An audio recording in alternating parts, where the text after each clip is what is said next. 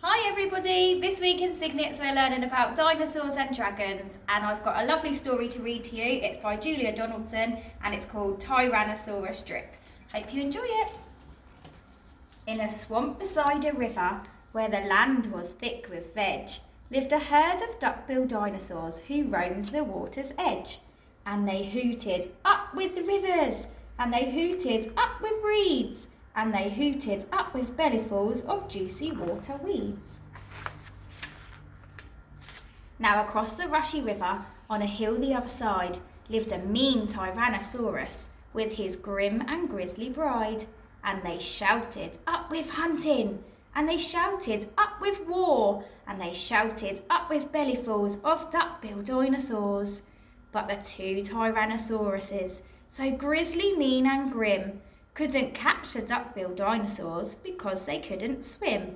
And they muttered, "Down with waters!" And they muttered, "Down with wet!"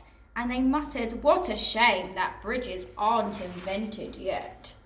Now a little comp found a duck-bill egg and stole it from a nest beside the swamp. And she swam with it and ran with it and murmured, "Clever me! And won't the baby comps be thrilled with duck-bill egg, for out hatch babies 1 and 2, as perfect as can be, and Mother T was horrified by baby number 3. And she grumbled, 'He looks weedy,' and she grumbled, 'He looks weak,' and she grumbled, 'What long arms, and look, his mouth is like a beak.'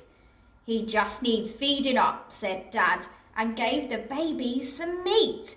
The first 2 gulped and guzzled, but the third refused to eat. And he said, 'I'm really sorry.' And he said, 'I simply can't.' And he said, 'This meat looks horrible. I'd rather eat a plant.' Drip's sisters soon grew big enough to hunt with Mum and Dad, but they turned on Drip and told him, 'You're not fierce enough to come.'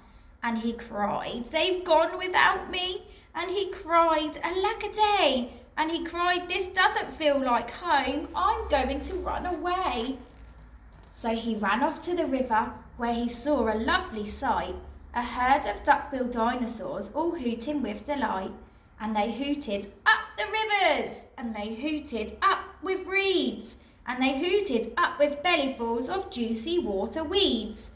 And he stood there on the bank. A sudden urge took hold of him, and he jumped into the water and discovered he could swim. And the duckbills came to greet him by the rushy river's edge, and they hooted, "Nice to see you," and they hooted, "Have some veg." And Drip, who was delighted that they hadn't ran away, and bellyfuls of water reeds, and played with them all day. Then he gazed into the river, and he asked them, "Who, oh who, is that creature in the water?" And they laughed and said, "It's you." Drip's sister stepped onto the bridge, but then began to frown. But there in front of them stood Drip, who yelled, "Look out! Look down!" And they looked into the water, and they each let out a yelp. And one cried, "Water monsters!" and the other one cried, "Help!" Their mother scolded, "Nonsense!" and she joined them on the tree. Then she looked into the water and exclaimed, "Good gracious me!"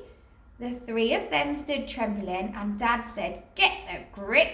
You're all of you as drippy as Tyrannosaurus Drip."